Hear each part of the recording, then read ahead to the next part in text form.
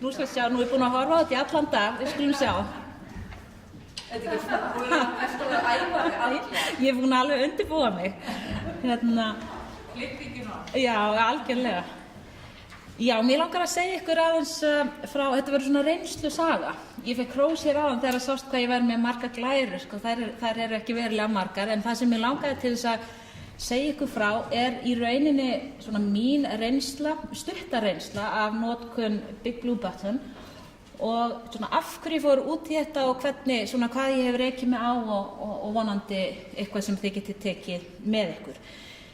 Það möguleiki að hér verði pínu tæknilegir erfiðleikar. Næstu garantera. Já, af því að Big Blue Button sko svona fjarfundaforrit og þar erum við að nota myndavélar og mikrofóna og eins og myndavélin og mikrofónin upptekinn í Adobe Connect því að hér verið að senda út og taka upp og svoleiðis. Þannig að ég mun ekki geta sýnt ykkur alveg allt en ég samt að vona að ég geti sýnt ykkur svona mestu og kannski svona leiki, svona haft svona leikræna tjáningu svona það sem upp á vantar. Þannig að ég ætla að fara út úr þessu, ég vildi bara sýna ykkur svona hvað ég væri nú að fara að tala og skella mér inn í Moodle. Ég fer sem sagt að hugmyndin, sem sagt af hverju ég fer út í þetta Big Blue Button að ég með sem sagt, ég kenni sálfræði meðal annars og var að fara af stað með námskeið sem eru nemendur sem eru að fara að ljúka námi og þannig að þetta svona framhaldsnámskeið og mér langaði, þetta sem sagt blanda, þetta verið námskeið með rétt ríflega 50 nemendum, helmingurinn fjarnemar sem eru dreifðir út allt land, má segja allan heim og helmingurinn staðarnemar. Þannig að fjarnemarnir eru ekki svona í þessari stöðu þar sem þeir mæta á einhverja ákveðna fjarstaði. Og mig langaði til þess að reyna að virkja nemendum meira, geta haft verkefni þar sem að svona í hefðbundinni kennslustofu hefur verið mikið að umræðum, fyrirlestrar sem nemendur væru með og fleira þess aftar, sem að hefur stundum reynst svolítið erfitt þegar maður með þessa fjarnema. Þá akkurat, þetta svona eins og, já, ég veit ekki hvað kalla það. Já, þið hjálpið mér með orð eftir smá stund. En eiginlega bara akkurat þegar ég var að skipuleggja þetta námskeið og svona blóta yfir því að vanta þarna eitthvað til þess að hjálpa mér með þetta, að þá kemur póstur frá tæknimönnum fyrir norðan að hvort einhver væri til í að prófa þetta kerfi Big Blue Button sem væri þá þetta svona fjarfundakerfi inn í Moodle og ég stekk á það og upplifi mig stundum svolítið eins og ég sé orðin sölumanneskja fyrir þetta því að mín reynsla sko mér þótti þetta mjög spennandi þannig að hér ég komin inn í sem sagt að námskeiði sem ég var eitt af þessum námskeiðum sem ég var með við gerðum pínu breytingar á skipulaginu hjá okkur þannig við vorum með nokkur námskeið þessum nemendum sem voru svona kennt intensív það var 1 mánuður bara þetta námskeið stanslaust þetta námskeið þannig að þannig var þetta nú sett upp þannig að þetta hér ég nú það nú að fara aftur upp ég ætla að sýna ykkur bara svona rétt snögglega áður en ég fer svona að lýsa þessari upplifun bara ég ætti kannski fæ ykkur bara til þess að réttu pend og upplifi mig svona að vera kennara með raunverulega nemendur fyrir fram að mér eru margir sem að kunna á Big Blue Button hafa verið að nota það já, ekkert rosalega þá ætla ég að rúlla rosalega fljótt bara til þess að sýna ykkur hvað þetta óbúslega auðvelt að búa til svona fjarfund þannig að ég skelli mér hér inn sjáuð hér efst, þetta alveg skipulagt svona fallega að þar sem sagt Big Blue Button ikonið klikka þar, bý til nýtt þá opnar svona þeir sem hefur verið að vinna í Moodle kannast svona við þetta umhverfi hér skýri ég þetta eitthvað skemmtilegt fjarfundur það hægt að skipuleggja hvenær hann á að byrja og enda, hvað hann á að vera lengi og fleira þess aftar. Það kemur sjálfkrafa 4 klukkutímar eins og þið sjáu hérna. Svona venjulega eru tímarnir sem maður ætlar að vera virkur ekkert mikið lengri en það, þannig að ég hef bara haft þetta svona getur bara vistað og farið aftur í áfangan. Við fyrir norðan tökum allt upp sem að gerist í kennslustofun og notum eMission í það. Þannig að allt var tekið upp í gegnum eMission. Það hægt að taka upp inn í gegnum Big Blue Button, þannig að það sé upptaka af fjarfundinum, það sem á sér stað í fjarfundinum. Þannig að það hægt, sá fítur sér til. Ég hef ekki reynslu af honum. Ef við skellum okkur núna þá í fjarfundin, það þá þessi hérna, klikka þar á og nú skulum við krossfingur hvað gerist. Meðan að þetta tekur oft kannski pínlitla stund að tengjast, en nú kemur það sem ég má ekki gera. Venjulega þá myndi ég gera allow og þá get ég klikkað á og sagt join audio. En ég ætla ekki að gera það því að það setur allt kerfið úr skorðum, þannig að ég set deny. Þannig ég verð ekki tengd með mikrofónin. Hér getum við stillt mikrofónuna, sem sagt hljóð og fleira, og þar kemur hak þar sem þið myndi haka í eitt sem kemur í veg fyrir það bergmáli allt sem að segja, bara það verður við hlusta á útvarpið þar sem einhver hefur hringt inn og ekki lækkað í útvarpinu, það hljóð magnað upp. Þannig að svona lítur þetta út, svona bara þegar þið fyrst opnið. Nú ætla ég að byrja bara á því að ná í glærurnar, þannig að við getum haft þær fyrir framan okkur. Það bara, opna ég hér, select file og einhvers staðar á ég að vera. Já. Og svo gerir maður upload. Það tekur augnablik af því að kerfið þarf að setja þetta á það fyrirbæri sem það kann til þess að geta lesið, og þá koma glærurnar þarna. Sem sagt að þegar ég stofna fjarfundin, að þá lítur þetta svona út. Það er hægt að velja hvort að nemendur geti sjálfir virkjað fjarfundin, sem sagt að þeir hittist þarna án þess að ég sé. Þannig að það er hægt að gefa þeim þann möguleika. Þegar að nemendur fara inn í fjarfundin, að þá koma nöfnin þeirra niður og allar vefmyndavélar, allir sem hafa virkjað sína með myndavél, það koma mynd af þeim hér. Það sem er skemmtilegt við þetta er að það verður allt sýnilegt, nemendur geta verið í mynd, ég get verið í mynd, nemendur út allar trissur geta verið með á sama tíma. Þeir þurfa ekki að hafa myndavél, þeir geta bara klikkað hér á og sagt ætla að taka þátt bara munnlega. Og þá heyra þeir allt og geta sagt. Þannig að ég get sagt ykkur það margir nemendur velja, ég sjáu þau ekkert á náttfutunum og eru bara svona í audio. Hér getur maður svo virkjað vefmyndavélina og þetta bara gerist næstu í sjálfkrafa. Klikka þarna á, svarar einni spurningu, komið. Er þú þá komin í mynd? Þá er ég komin í mynd og þá sé ég mig hér fyrir neðan. Annað sem er rosalega gott, og nú ætla ég þori ekki að ýta á bara því að það gæti allt klikkað. Þetta hér er til þess að ná í desktopin, það sem að sést á skjánum hjá mér að þau að fjarnemarnir eða fólk sem er að fylgjast með getur fylgst þarna, sé það líka. Þannig að þetta gefur öllum tækifæri til að vera með. Ef við ýti á þessa settings, hér get ég valið að láta alla þegja með því að slökkra á mikrofónunum hjá öllum, og það er mjög mikilvægt reyndar að allir séu með slökkt á mikrofónunum sínu nema þeir ætla að segja eitthvað, og það er út af þessu feedbacki, og ég hef heyrt þessi vandamál koma upp. Það verður mjög erfitt ef þetta fer að fara svona í gegn, og mikilvægt að allir séu með svona headset. Það hjálpar til við hljóðið, en hljóðið er mjög fínt ef að allir eru með þessar reglur. Vandamálið hins vegar að það getur gert spjall pínu stirðara, af því þú ert alltaf að ýta á mute, þannig að þú segir eitthvað, svo mjútaru þannig að einhver annar fari að segja eitthvað. Þannig að það er pínu styrt, en ótrúlegt. Ég fylgdist með umræðu, ég bjó til umræðuhóp Sem sagt ég vildi þannig að þau höfðu hort á vídeo fyrir tíman, komið í tíman og átt að fjalla ákveðið fyrirbæri, ákveðið efni sem að ég hefði látið þeim fyrir.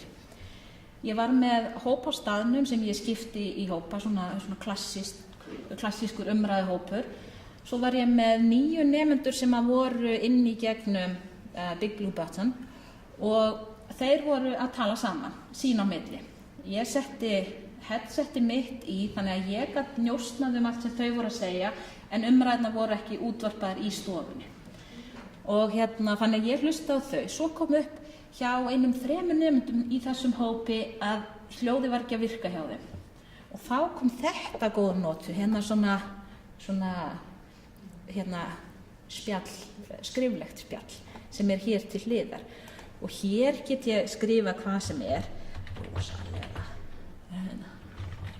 ráman, sett þetta og þá sjá hinir það. Þannig að þessir 3, og þetta eru svona oftast nær fólk sem frekar vant svona alls konar spjalli á Facebook og þess aftar, þau sögðu, þau töluðu skriflega. En heyrðu sögðu? Þau heyrðu allt sem hinir sögðu. Og ég stóð ég var eiginlega gapandi yfir því hvað umræðan rúllaði auðveldlega á milli þessara nemenda, enginn var á sama stað, sumir í mynd, aðrir ekki, allir heyrðu, sumir gátu talað, aðrir urðu að skrifa og hvernig þau samt náðu að láta þetta svona dýnamískt rúlla og komast að ákveðinni niðurstöðu. Síðan tókum við saman og þau kynntu niðurstöðu síns hóps í gegnum fjarfundin inn í stofuna. Þannig að allir gátu heyrt. Þannig að þetta heppnaðist ótrúlega vel, en sannarlega myndi maður vilja að þetta rynni aðeins auðveldar þannig að allir gætu talað og þannig að það væri raunveruleikinn. Það gæti verið að þetta sé tölvurnar hjá nemendunum, gæti líka verið eitthvað varðandi skipulagið á þessu kerfi. Hér getur maður skrifa líka skilaboð til allara. Ef maður fer hér í options þá getur maður líka valið einhvern nemanda eða einhvern þáttakanda hér úr og skrifa sérstaklega skilaboð til hans sem hann einn sér. Það var pínu nýtt fyrir fjarnemana eða fyrir alla sem voru tengdir inn í gegnum þetta. Í upphafi, og þetta svona svipuð vandamál og eru núna í dag, þar sem eru árekstrar á milli kerfa. Í upphafi, þegar ég gerði þetta, þá eru það árekstrar á mikrofónunum eMission og Big Blue Button. Ég leysti það svo síðar, en fyrsta sem ég gerði, af því þetta var svona intensíft námskeið og ég var bara að keyra á fullu, að þá var ég með mína tölvu, þar sem að fjarfundurinn var í minni fartölvu og var því hann í rauninni með allt 2-falt í gangi. Pínu ævintýri, kosturinn við það var að ég gat tekið mína tölvu upp og labbað stofuna, þannig að ef einhver sagði eitthvað út í stofu, þá gat ég sett hann í mynd inn í fjarfundin. Það var svolítið skemmtilegt, en þá var ég ekki að taka fjarfundin upp, heldur bara það sem að gerðist og ég var ekki með virkjað fjarfund í stofutölfunni og líka í hinni tölfunni. Þannig að nú hins vegar er ég búin að finna út úr þessu, þannig að nú tek ég upp fjarfundin sjálfan og það finnst fjarneminu líka mjög skemmtilegt því að þá er alltaf mynd af mér sem þau hafa ekki fengið í þessari svona venjulegu fyrirlestrakennslu. Ég hef líka nýtt mér það sem sagt að láta þau halda fyrirlestra, vinna saman í hópum, púsla saman út um allan heim og þau búa til upptökur, púsla saman fyrirlestri, senda til mín og það er hlaðið inn í Moodle og þannig að við bæði nota svona upptökur sem að þau hafa svo fylgst með og síðan hefur líka verið með það sem að allavega hluti af kennslustund fer fram frá nemanda í gegnum Big Blue Button. Þannig að hann heldur fyrirlesturinn í gegnum fjarfundin. Það þarf svolítið í einu tilfelli að þá var mjög góð mikrofón og greinilega fín útsending frá þessum nemanda. Svo var í annað tilvik þar sem að greinilega var ekki góðar græjur á hinum staðnum og heyrðist ekki vel. Þannig að það eru svona ýmis vandamál sem að geta verið þarna, en það þurfti samt ekki einhverja meira eftir upptökugræjur frá nemendunum. Þetta var bara, sko, bara til dæmis það að hafa þokkalegan svona mikrofón var nóg. Ég sem sagt prófaði með 50 nemendur þar sem voru þessi 26 sem voru fjarnemar og ég gaf þeim í rauninni möguleika á því að vera í live fjarfundi meðan á kennslustundinni stóð eða taka þátt í umræðum sem voru inn á Moodle skriflega. Þannig að ég var eiginlega með svona nokkur kerfi í gangi. Svo prófaði ég líka því ég var með annan námskeið sem voru 100 nemendur að segja það var svona meira fyrirkomulagi, var svona fyrirlestraform og ef þið viljið vera með í tíma, gjörðu svo vel. Þannig að ég virkaði fjarfundin í þá. Þá voru 30 nemendur sem voru með í fjarfundi, ekkert mikið að segja, en það var svona einstaka sem spurði spurninga og þau heyrðu vel og þessi nemendur voru rosalega glaðir að allt í einu væri þessi möguleiki komin, að þau gátu verið með í tímanum, en þetta var bara var fyrir þau. Þannig að ég veit ekki ef maður væri að fara í mikla umræðu eða ef þau væru orðin fleiri, 70 sem vildu vera í gegnum þetta, ég ekki viss að myndi virka, ég held að þetta sé hannað fyrir svona 25-30 sem geta verið virkir í einu. Guðrún, ég ekki búin með tíma eða? Já. Þannig að svona smá kynning, en margt spennandi hér.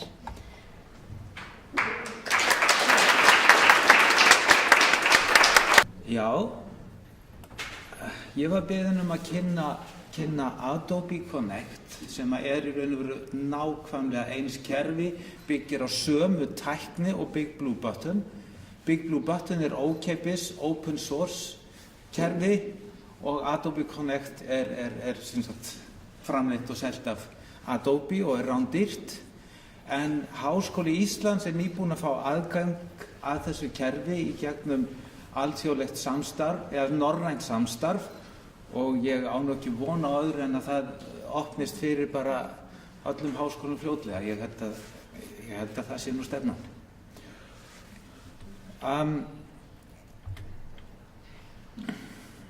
Adobe Connect svona kerfi alveg eins og Big Blue Button. Það gengur í flestum vöfrum, þannig að allar tölvur og líka snjalltæki eru þannig að þú getur tekið þátt í fjarfundi bara í gegnum símaðinn þess vegna. Og merkilegt nokk stundum virkar síminn minn betur en stóra tölvan.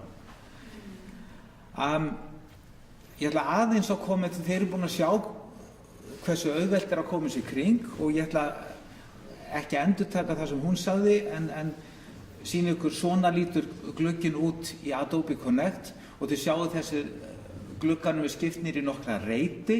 Þeir kalla það pod eða bara færanlegar einingar og hver eining fyrir sig hefur eitthvað hlutverk. Hérna eitthvað sem heitir notes og það bara að skrifa. Ég skrifa þarna leiðbeiningar fyrir nemendur sem fyrir þá sem eru að koma inn, hvernig það kveikja á hljóðnemanum og svoleiðis.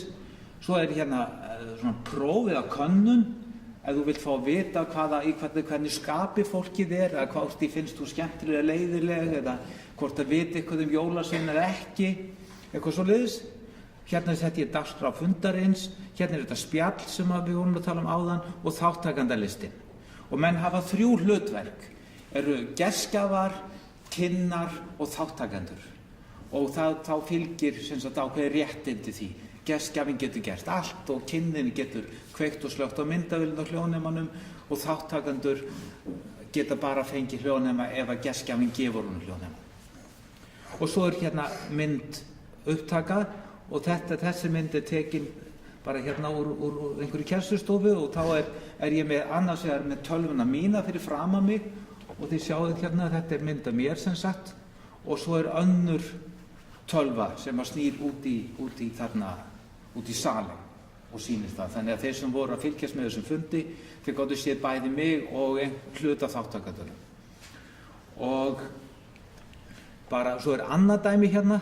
Hérna eru 5 fyrirlesarar á fundi og 120 við sprengdum hérna eiginlega bara, við vorum með 120 þáttakendur og hérna svona próf og hérna svona könnun og á sama fund, hérna fundum við fullt af fólki og allir í mynd og hérna var að fundinum áðan og þá var svona smá auka viðbót sem maður getur sett inn til að fá fólki til að merkja hvar það er. Þannig að maður getur því sjáið að þáttakendurnir á þessum fundi, það var einn á Íslandi, hann heitir Róbjartur og svo þarna allir þessir voru á þessum fundi. Þannig að við getum, sem sagt, fólk hefur voðalega gaman að því að merkja við hvar það er. Þannig að það er svona, já, og við erum svona svolítið að, já, það er eitt sem segist þér í Afríku, það er alveg spurning, en það er, þarna, það sem er í gangi, þarna satt hver fyrir sig heima hjá sér og tók þátt í þessum fundi með 100 manns og þetta var fundur veffundi, það var svolítið skemmtilegt og við vorum að tala hvernig við skipuleggjum svona fundi þar sem að fullt af fólki er langt í burtu en allir saman. Og við erum búin að vera að gera tilraunir með þetta í nokkur ár og þess vegna hef ég haft aðgang að Adobe Connect og lært svolítið að nota það og núna loksins þess að með digg, já því raun og vera frumkvæði Ingvars og kennslur á menntavísindasviðs þá komst það í gegn að við höfum núna sem sagt allir sem hafa netfang við Háskóla Íslands geta stofnað fund og boðið örugglega 100-200 manns inn á svona fund ef þeir vilja. Það sem ég ætla að nota restina af tímanum í er bara að gefa ykkur nokkur dæmi það hvernig ég hef notað svona fjarfundabúnað. Og ég verð að segja að þetta snýst allt nemenduna. Og ég nenni þessu vegna þess að nemendurnir eru þakklátir. Og stundum er bara einn nemandi, en ég bara, I'm making his day, eins og þau segja. Að einhver sem er veðurtepptur á Ísafirði eða hefur ekki efni að koma frá Sviss og bara langar til að vera með á staðlótu og þannig að þá bara segi ég, ok, það er nú skildum að ekki staðlótuna og þótti bara að koma en sem sagt, komdu bara í gegnum netið. Og hérna koma nokkuð dæmið. Hérna fékk ég kollega frá Bandaríkjunum til að vera með gestafyrirlestur. Nemendunum sátu allir heima hjá sér bara og nemendunum eru hérna og hann er heima hjá sér í Bandaríkjunum og ég tók viðtal við hann og hann hélt þarna smá erindi framtíð menntunar. Þannig að við getum, með þessu getum við svoleiðis mergsogið fólki sem við hittum á ráðstefnum út allan heim, ert þú ekki til í að koma í viðtal hjá mér og mér nemendunum mínum? Þannig að það er kjör og það er allir með vefmyndavél að geta komist í það og hljóðnema. Þannig að, og maður er jafnvel að fá menn sem að selja sig á $70.000 á daginn ókeypis á svona fundi. Þannig að þarna eru möguleika fyrir okkur að fjölga kennurum á námskeiðunum okkar og þetta ger ég svolítið.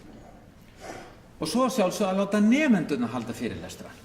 Hérna er hún Cecilia að halda erindi ákveðna aðferð við skipulagningu námskeiða og þau skipta á milli sín sem sagt og á morgun eru 2 nemendur með kynningu hjá mér og ætla að kynna rannsóknargrein sem þau eru búin að liggja yfir. Þau sem sagt fengu það hlutverk að skoða rannsóknargrein eitthvað ákveðið málefni og þau kynna það sikkur greinin á morgun á klukkutíma fundi.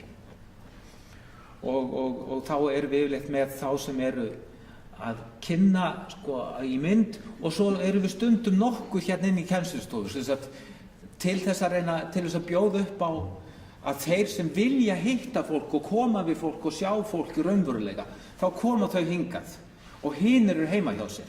Og stundum er einhver í næsta húsi heima hjá sér og stundum einhver bara í langt bortistan. Og svo er ég að senda út kennslustundi á staðlótu, hérna eru nemendur að kynna niðurstöðu hópavinnu og þið sjáu hérna myndavélin, hérna tölvan með sem sagt sýnir annars vegar mynd af, ég veit ekki hversu vel þið sjáu það, en það er annars vegar mynd af salnum, kennslustofunni og hins vegar mynd af stelpunum að kynna. Þannig að ég er oft með 2 eða 3 tölvur í gangi inn í kennslustofunni, alveg eins og hér. Núna er þessi tölvu í gangi og PowerPoint show í gangi. En þeir sem eru út að sjá, þeir sjá sem sagt, jafnvel er ég í mynd líka, þannig að sjá bæði kynninguna og mynd af mér. Get ég ekki sýnt það bara? Hérna erum við, sko, sjáðu þið. Hérna er ég, það sem stendur stop sharing, þar eru glærurnar og svo er ég hérna. Og ég ætla ekki að trufla upptökun, en ég get skipt út, sjáðu þið, hægra megin eru mismunandi uppröðun á þessum ferningum. Þannig að núna erum við með svona stóra mynd fyrir glærukynninguna, en ég geti breytt þessu eins og ég var að sýna ykkur á það. Er einhverjar spurningar að koma bara með það strax?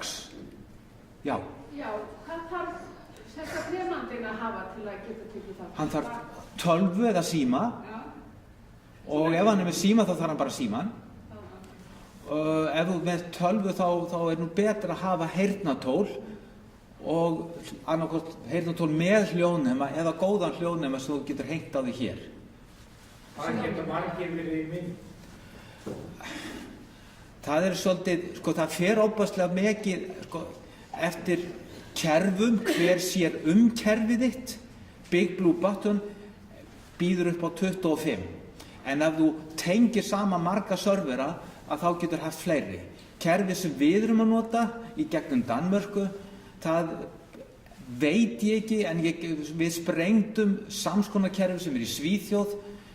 Nei, við sprengdum það ekki. Við vorum með 130 manns, en það voru bara 4 mynd. Já. Og sko, þegar þú sást hérna áðan var mynd af þarna, nei, hinn áttina. Nú já, Fröysson. 15-20 geta alveg verið mynd í einu. En það fer eftir uppsetningunni hjá hverjum með kerfið, sko. Hver það er sem er að bjóða upp á þjónustuna. Nú er frosið, ég fór svo hratt í gegnum glærurnar, en hérna, annars ég get í kennslustundu þá skipti ég stundum nemendum upp í hópa.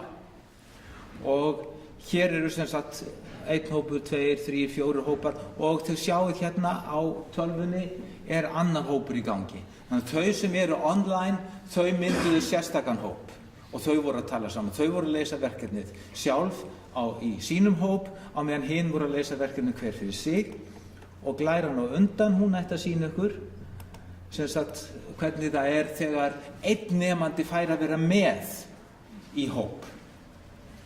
Og þannig er það.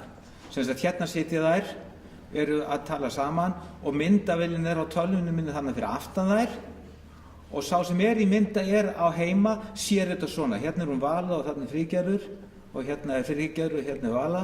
Þannig að sem sagt að það er annars vegar mynd yfir alla kennslustofuna og hins vegar mynd af hópnum sem þau eru í. Og þá er hljóðneminn á borðinu hjá þeim og þær heyra í nemandanum sem er einn heima. Þannig já. Og svo var það svolítið skemmtileg upplifun sem ég lenti í að svo voru þau sett í hópavinnu þar sem átt að vinna bara sem sagt í hópum bara fyrir utan skólatíma og einn hópurinn var samsettur úr nemendum frá Akureyri, Ísafirði, þarna Önundarfirði og Sviss og þær bara unnu ljómandi fínt verkefni saman í Adobe Connect, bara byggu sjálfa til sinn eigin hóp, ég kenndi þeim ekki neitt og það bara gerði það og voru ofboðslega ánægðir og það, í hverju einustu skýrslu hópaverkefni kom fram þetta var æðislegt að vinna svona saman. Heyrðu, svo var það einn hópur nú Reykjavík, þau voru líka saman, þau hittust aldrei. Þannig að sko meira að segja þegar fólk býr þarna saman, sem það býr nálægt hvert öðru, að þá er það að velja þennan möguleika, af því það er svo rosalega busy eða eitthvað. Þannig að það er ýmislegt sem að hjálpar og svo þegar þetta er búið, að þá sem sagt kastaðis inn á námskeiðsvefin okkar og þá er kannski ein mynd og svo slóðir í upptökur. Þannig að þau eru að horfa svolítið á þetta eftir, ég hef nú ekki verið duglegur að mæla hversu mikið þau horfa, en ég sé alveg að þau eru að horfa á upptökurnar eftir á. Hvað svo? Hvað getur þú gert? Þú getur skráðið, þú getur farið þarna inn og slóðin átt að já, hún kannski ekki komin hingað, en við erum að byggja upp stuðningskerfi á mentamidja.hi.is og að sjálfsögðu verðum við nánu samstarfi við kemst.is, okkar kennslumiðstöð og sambland og allt saman. Þannig að þarna, tíminn minn búinn, en þarna, já, þannig að þið hafið slóð og það að koma fullt af kennsluefni og leiðbeiningum og allt saman.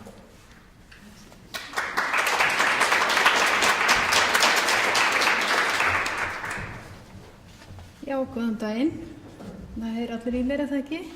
Ég ætla að fjalla eins og segir, hönnun og svona endurblöndun og svona gerendamenningu, eða það sem ég hef þýtt í enska orðið maker culture. Og ég ætla svolítið að svona setja sjónarhornið á nemandann, hvað nemandann gerir, ekki hvað ég gerir sem kennari, og hvernig ég reyna að búa til, hef reynt að fikra mig áfram með að búa til viðfangsefni fyrir nemendur sem að svona færa það svona hægt og bítandi inn í þennan heim sem að ég trú að sé að koma og sé svona í farvatninu. En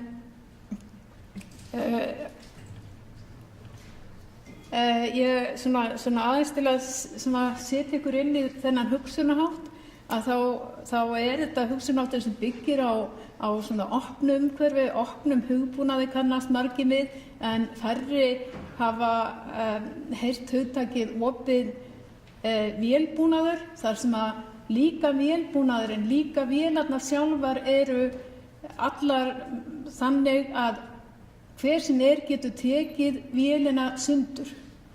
Og þetta hefur stundum verið svona þeir sem hafa verið að skrifa þetta hafa stundum lýst þessu umhverfi þar sem að nemandi getur unnið eins og tínsmiðir fyrir tíma eða tinkerer, og mér finnst það svolítið svona segjandi ef að ég brauð þessari mynd á loft þar sem að ritunartæki nemandans þarna lóðboltinn, þar sem hann að lóða saman, og sama hátt eins og fólki sem fór á milli að lóðaði saman potta í gamla daga, þá lóða nemendur saman, og þeir lóða saman líka hluti sem eru í þrívídda rými, líka svona rökkurásir, og það ekki bara að þeir setji saman eitthvað sem að gerast eitthvað í netheimum og einhverjum hugbúnaði, heldur líka það sem að í þrívíddarheiminum og ætlað til þess að búa til einhverja virkni, einhverja skynjanir, loftræstikerfi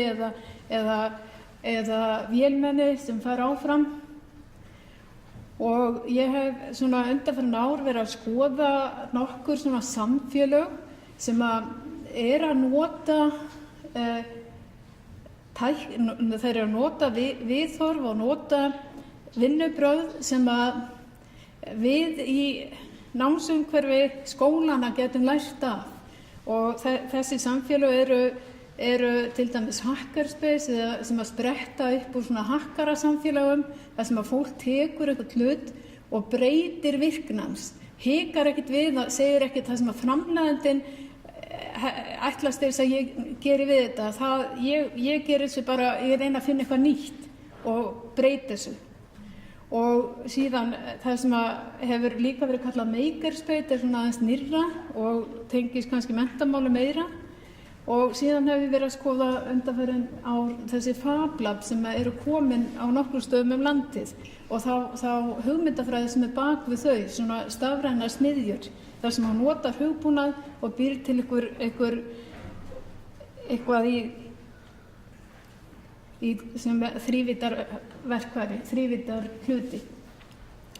Og það svona, ef ég skoða þetta svona í samhengi við þessa þróun frá því að við skoðum verkmenningu og hvernig verkmenning að breytast frá því gildu miðalda, þar sem að þekkingin átti að vera lokuð og hún átti að vera svona, lokuð inn í einhverju svona nánast frímurarafélögum sem að meira segja þannig að þegar fólki glersmiðir voru læstir inn á einhverju eyju versus þessa nýju tíma það sem að unnið við, það sem að ávinningur eða hafa þekkinguna opna og sem deilanlegasta.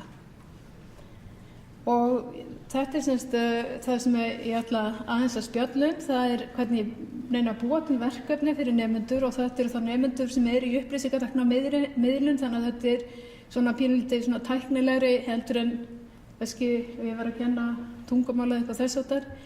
En það sem þetta að leiðarljósi að nemendur venjist við eða kynnist svona stafræni endurblöndu eða remix, þessi remix menningu, og þeir kynnist svona samvinnu og nýtingu á efni annarra í eigin smíð.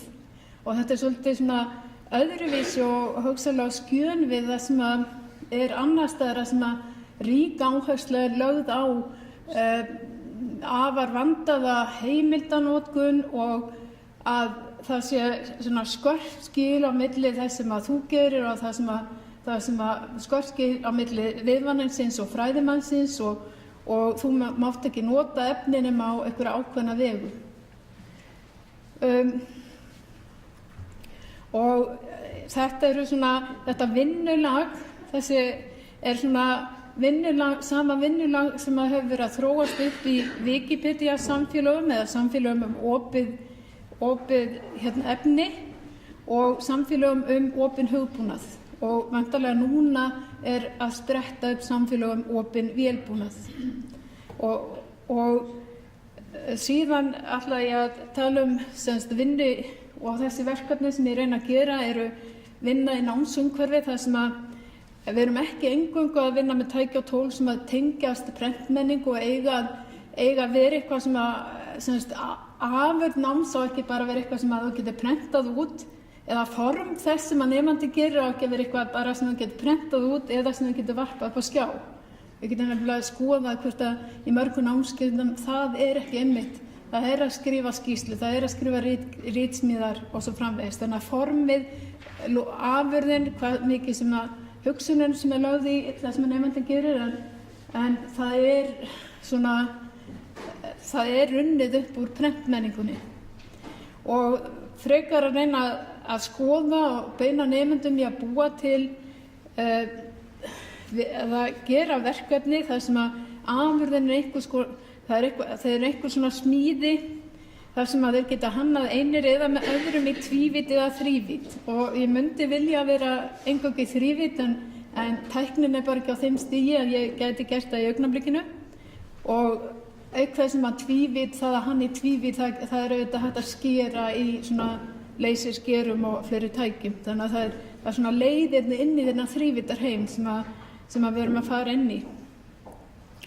Og það líka að nemendur hanna eitthvað sem ætlað til endurgerðar og ætlað til þess að einhver annar, að þeir eru svona einhver hluti af einhverjum svona, ekki keðju því að þetta ekki línulegt ferli, en það sem að þeir eru að gera eitthvað sem að ætlað til endurgerðar annarkvort þeirra eða annarra og ætlað til deilingar, og þeir noti eigin smíði það sem að þeir hafa tekið frá öðrum.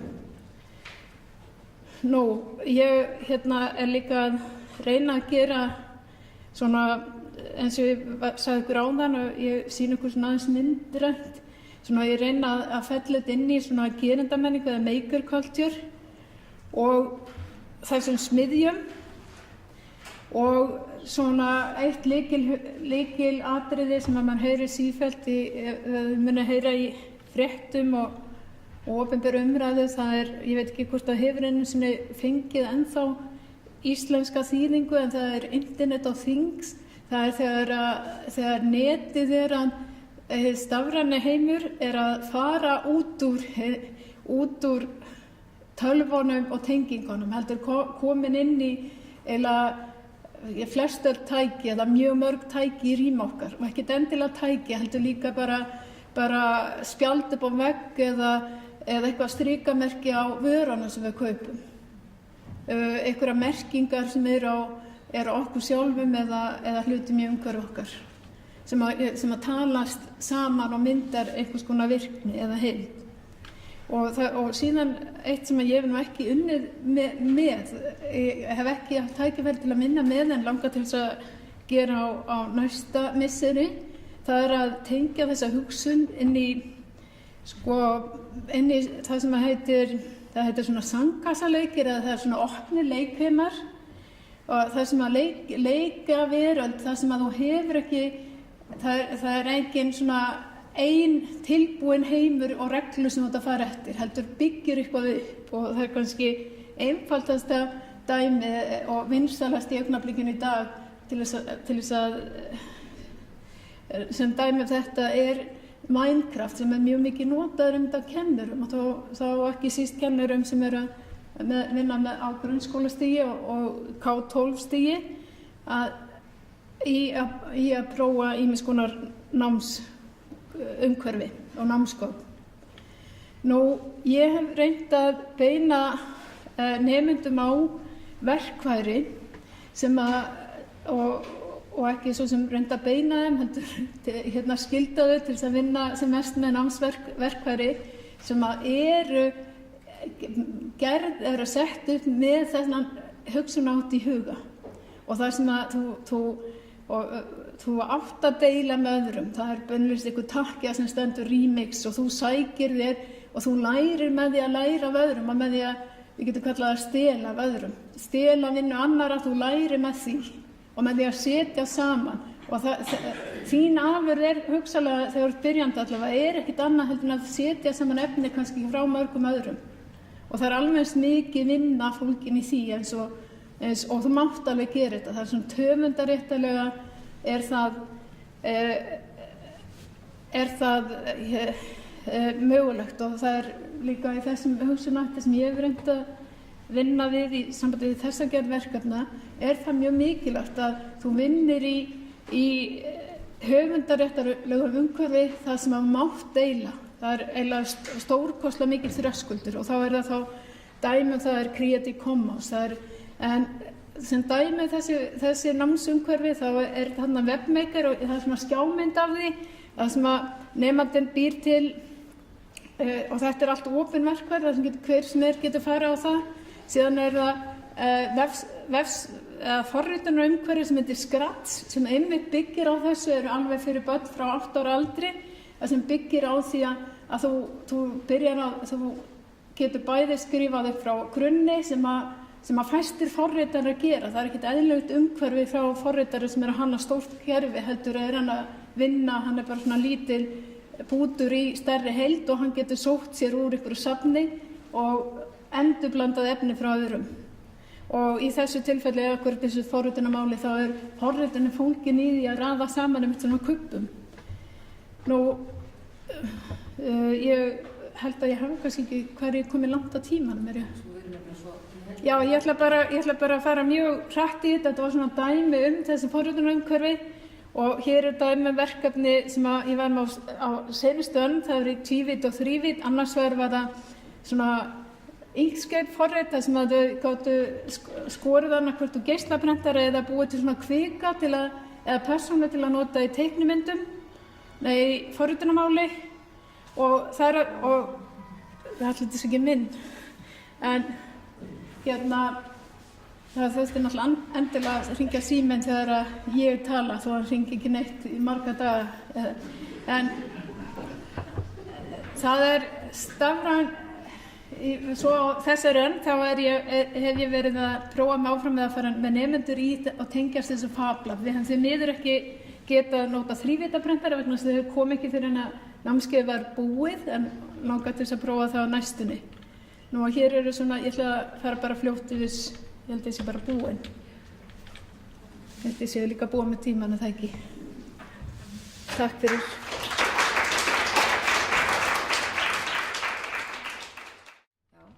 Síðast hér á dagskrá er Anna Helga Jónsdóttir úr HÍ sem ætlar að segja frá því hvernig hún hefur prófað að nota forritið Sókratív í stóru námskeiðum. Já, takk. Gjörðu svo vel, Anna Helga. Svona, takk fyrir kærlega. Ég heiti sem sagt Anna Helga Jónsdóttir og ég kenni fjölmennt námskeið í tölfræði við verkfræði og náttúruvísindasvið. Við erum vísindadeild. Ég var í diplómanámi fyrir háskólakennara fyrir svona cirka ári síðan og kynntist þar svona allskyns öðrum kennsluaðferðum allavega heldur en þeim sem ég hafði beitt fram að því og var svolítið hrifin af þessari vendukennslu.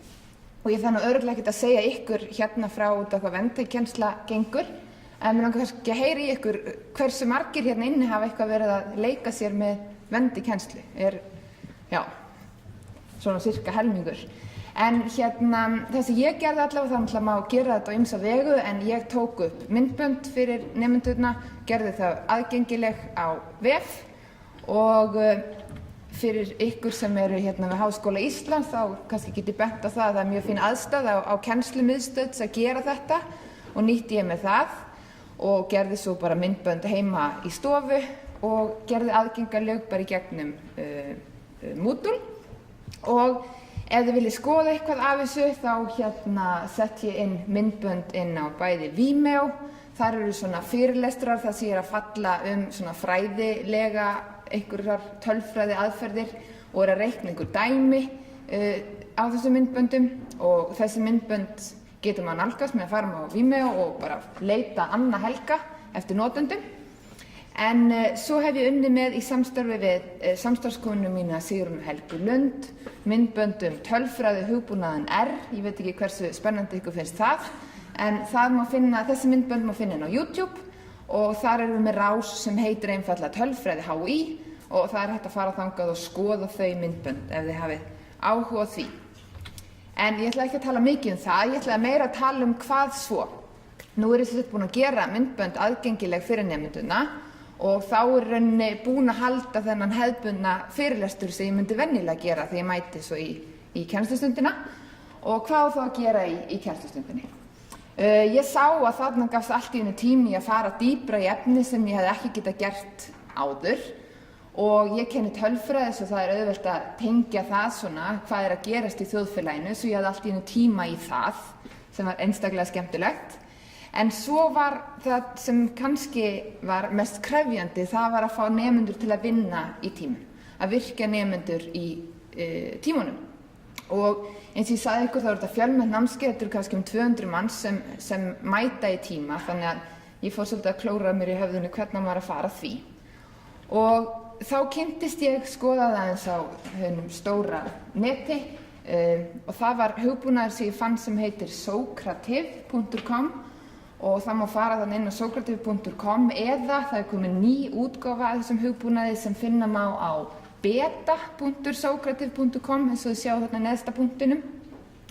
Og þetta er hugbúnaður sem er hannaður til þess að virkja nemendur í tímum.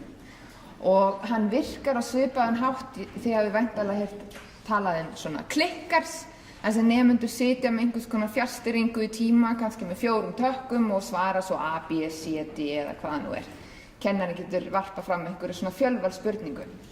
Það eru miklu fleiri möguleikar í þessum hugbúnaði. Það er ekki bara möguleikin að varpa fram fjölvalspurningu, það má varpa fram opnum spurningum sem nemendur bara þurfa að skrifa einhverja litla greinargerð og við þurfum ekki á þessum klikkarum að halda lengur af því að nemendur eru langflestir annarkvort með snjallsíma eða tölvu með sér í tímum. Og ég hef allavega ekki lent í því hingað til að það er einhver nemandi sem ekki við geta tekið þátt af því að hann hefur ekki verið með tölvu eða snjallsíma. Það er allavega mjög algengt á okkar sviði að nemendur séu með þetta með sér. Svo það er ekki vandamál. Þessi hugbúnaður er allavega eins og ókeypis í notkun og hefur verið það síðan hann kom á markað, má segja það 2011 og ég vona að svo verði áfram, þó sé kannski ekki tækt að fullyrða það. En það sem ég langaði svo að gera var einfaldlega að sýna ykkur hérna frá Guðrún Geirsdóttir kom í heimsókn til mín í kennslustund og tók upp kennslustundina og ég var svo agalega heppin að ég kenni á mánudagsmorgnum klukkan 8:20 þessum nemendur eru fyrsta lagi ekkert sérstaklega spenntir að mæta og þegar þeir mæta þá eru þeir yfirleitt voðalega þreytt. Þannig að ég sé að þetta er einstaklega gott akkurat í þessum tímum að reyna að fá þau til að gera eitthvað annað en að hlusta mig tala. Svo skoðum aðeins þetta myndband.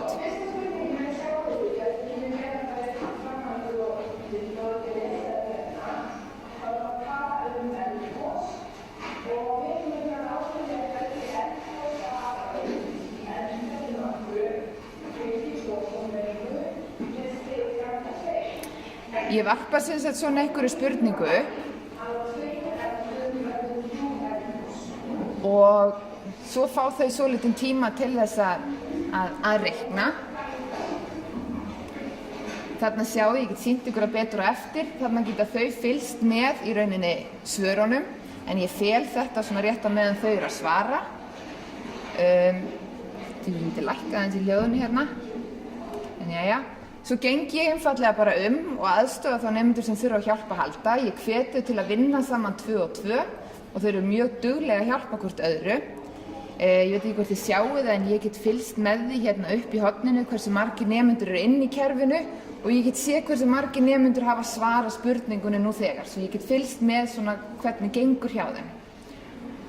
Og eins og þið sjáu hérna á tölvunum þeirra, jú, þau eru svona flest að gera eitthvað, þó er svona nemandi hingað og þangað að gera eitthvað annað, þessi komin á Facebook.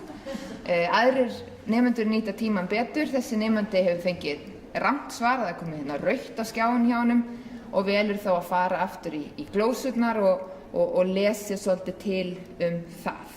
Og þau sjáu hérna, þarna væntanlega liður og langur tími, þá eru margir farnir að gera eitthvað annað. Nú eftir svolítið stund þá skoðum við hvernig gekk og þá skoðum við, þá getum við birt svona stöpplaritt að niðurstöðunum og þetta hefur verið fjölvalsspurning með 4 svarmöguleikum og við sjáum hérna 18 hópar hafa svarað þarna einhverju, flestir hóparnir hafa svarað einhverju öðru. Þau verkefni sem ganga svona svolítið illa, hérna er ég búin að reikna dæmið upp á töflu, svo sé alveg á hreinu hvað hefur farið þarna fram. Dæmi sem flestir svara rétt, bara höldum við áfram og þurfum ekkert að ræða það efni neitt frekar. En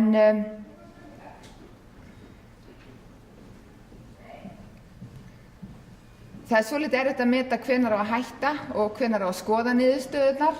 Eins og þið sjáu hérna bara svona mynd yfir salinn, þarna eru ansi margir nemendur farnir að gera eitthvað allt annað.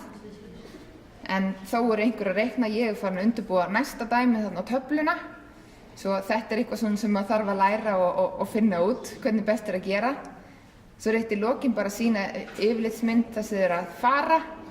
Að þetta er tími klukkan 8 mánudagsmorgni en það er samt nánast full mæting í tíman. Við vorum ekki alveg mætt klukkan 8, það var svona tínast inn svona þegar líður á kennslustundina. Þetta er ég hér. Svona. Hvernig hefur gengið? Nemendur hafa verið mjög hrifnir að þessu. Ég kenni, nemendurnir mínir hafa mjög breiðan bakgrunn. Það eru nemendur sem eru mjög sterkan stærðfræðigrunn og finnst þetta svona frekar auðvelt. En það eru líka nemendur þarna sem hafa ekki sterkan grunn og eru svolítið að ströggla og þeim finnst þetta alveg frábært að hafa þessi myndbönd, geta skoðað þetta í rólegheitunum heima, stoppað og svona pælt og í þessu öllu saman og þau eru sérstaklega ánægð. Ég get fylgst með því hverjir allavega fara og skoða opna myndböndin og þau gera það, ég ætla nú alls ekki að segja þau gera það öll, en það er hátt hlutfall nemenda sem gerir það. Ég veit svo sem ekki hvort þau klára að horfa á myndböndin en þau fara allavega inn og kíkja á þau. Og eins og ég segi nemendur, ég er oft spurð að því, eru þau ekki löngu hægt að mæta í tíma ef þetta er allt bara þarna á netinu og það hefur ekki verið raunin. Fyrir mig, mér hefur ekkert þótt, maður gerir þessi myndbönd, það þetta tekur svolítinn tíma og þá eru þau bara tilbúin og ég hafði hugsað svona fyrirfram nú þegar ég er búin að gera þessi myndbönd, þá er þetta allt svo auðvelt. Ég bara kíki svona við í kennslustofun og ekkert vandamál, en þessir tímar finnst mér vera miklu meira krefjandi núna. Þarna bara kom upp skemmtilegar umræður, ég það miklu meira að vera svona, ég veit ekki, með á nótunum, maður getur ekki haldið bara sama fyrirlesturinn sem hefur haldið undanfarin 5 ár, eitthvað svoleiðis, reyna alltaf að koma eitthvað skemmtilegt inn í hvern tíma, svo í rauninni þurfti að undirbúa tímana betur og meira heldur en ég hafði gert áður, en fyrir vikið verða tímanir miklu skemmtilegri. Ég hef átt erfitt með að mæta ekki í tíman og halda bara fyrirlesturinn aftur. Mér þótti ég ekki vera að sinna mínu starfi ef ég svona er ekki að reyna að berja þessu ofan í þau, en ég hef svona verið að vinna svolítið með það. Mér þótt erfitt og það er kannski mitt vandamál frekar heldur en að þeim finnst óþægilegt. Virkilega flókin hugtök hefur mér þótt erfitt með að ekki fara yfir aftur í tímanum og svona sjá framan í þau þegar við erum að fjalla þessi hugtök. En eins og ég segi, þetta kannski meira vandamál mín megin heldur en þeirra, ég ekki alveg viss. En hér var lítið könnun í lok misseris, hversu ánægðir ertu með vendukennslu formið. Það eru langflestir nemendur sem eru bara mjög ánægðir með þetta. Og eins og ég segi, það helst í svona skriflegum athugasemdum í kennslukönnum, það eru helst nemendur sem tala þetta, ég með mjög veikan bakgrunn en þetta hefur alveg bjargað mér. Svo sérstaklega fyrir þessa nemendur hefur þetta gengið vel. Ég veit ekki hvort að ég held að ég sé búin að tala í 10 mínútur. Hefur við pínlítinn tíma, ég veit ekki hvort þið viljið prófa. Prófa að fara þarna inn, gerum það.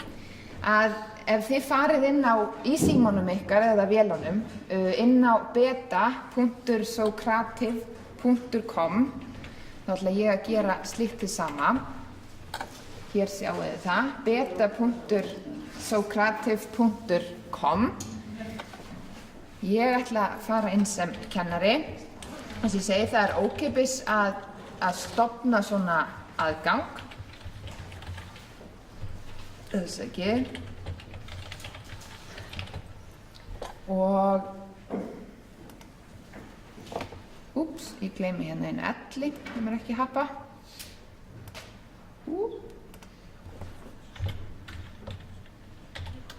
Svona. Nei, ég minn einast, þetta ætlaði ég ekki að gera. Frámáttur. beta.socrative.com. Ég fer inn sem kennari og þið farið inn sem nemendur með því að fara inn í kennslustofu númer 4, það kemur hérna rétt upp á þetta, 42691, fáðu ekki upp svona glugga student login room number, eitthvað sem leys.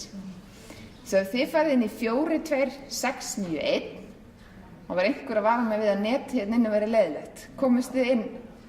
Já, fínt. Og þá fáðu þið væntanlega upp einhvers konar að þið séu að bíða eftir að kennarinn geri eitthvað. Svo fáðu þið spurningu.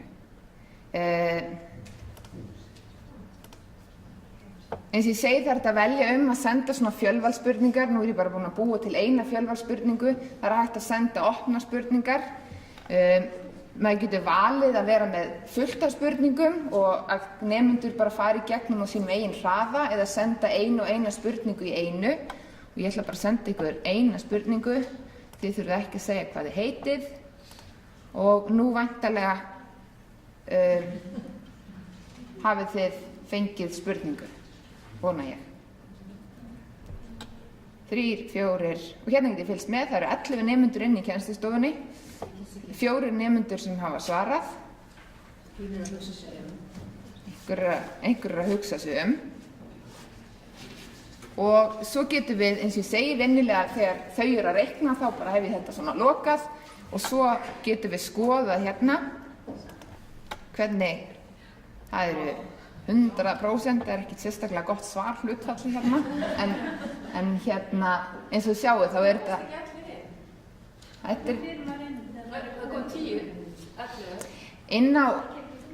farið inn á beta.socrative.com og þar kemur upp þessi kassi, herbergisnúmer, þá er það 42691.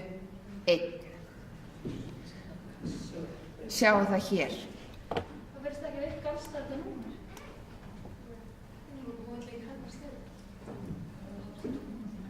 Já, fjarnemi. Ég hef reyndar aldrei, og það var búið að vara mig sérstaklega við þessari stofu hérna, netið hérna væri oft leiðilegt. Ég hef aldrei lent, ég kenni Háskólatorgi, þar hefur aldrei verið neitt vandamál. Þau bara fljúga inn, engin svona vandræðileg, afsakið tæknina svona vesen. Þetta hefur bara gengið mjög vel. Þurfum við ekki að skrá okkur inn? Nei, ekki sem nemendur. Kennarar búa sér til reikning, en nemendur fara bara inn og inn í þessa kennslustofu. Þannig að hver kennari sem skráir sig inn í kerfið fær úthlutað kennslustofu og fær bara þetta númer og mínir nemendur fara alltaf inn á 42691. Svo þetta er einstaklega vilt. Sérðu fyrir, gæti þetta ekki alveg nýst um að það eru með fjarnema Jú. og þangað sem það eru live? Akkurat, þá bara vita þeir að klukkan 10 eða svo, þá geta þeir farið inn í þessa tilbúnu kennslustofu hvar sem í heiminum. Einu sem þau þurfa bara staður, eða ekki staður, stund og herbergisnúmer. Einhverja nú ég örugglega búin með tíma. Herði, það var þetta. Takk fyrir.